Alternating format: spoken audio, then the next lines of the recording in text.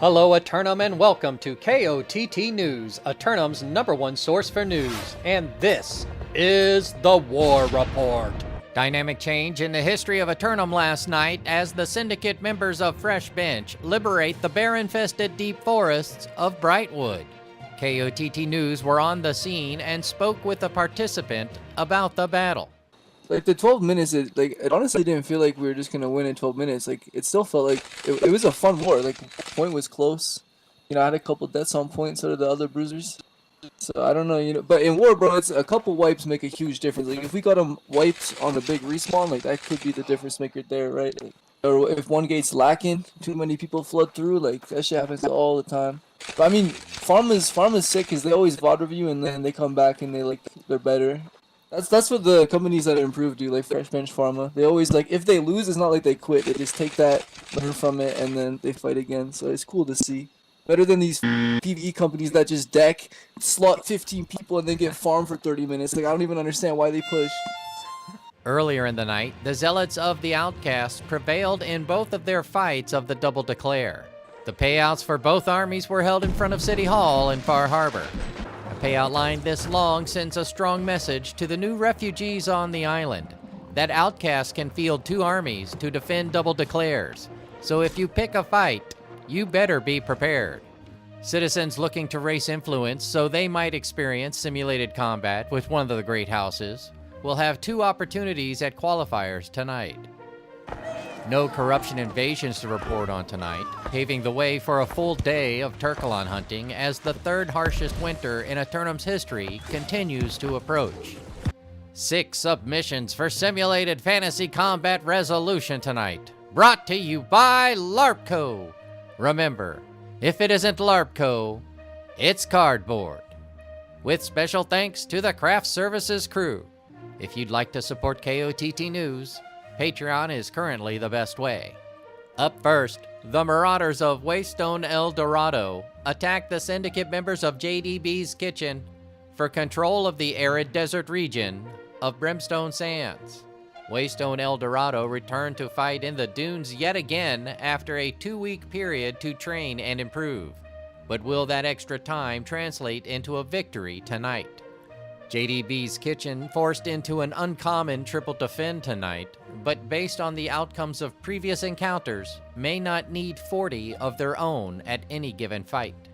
Meanwhile, the Marauders of HBM assault the syndicate members of Fresh Bench for control of the recently settled region of Eden Grove. HBM giving the island a fair fight for a fair outcome, as a potential lack of syndicate mercenaries arise. This fight may be the truest measure of each company's might. But Fresh Bench has an entire roster of their own who look forward to such battles between the companies and should field an appropriate defense to counter this offensive. Simultaneously, the Marauders of Dodgers V2 challenge the champs of JDB's Kitchen for their heavyweight title and the right to rule over Everfall.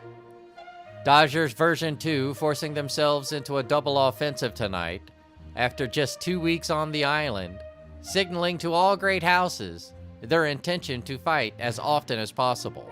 JDB's Kitchen, facing their second challenge of the evening, have to weigh their potential rosters and available mercenaries to consider holding all 3.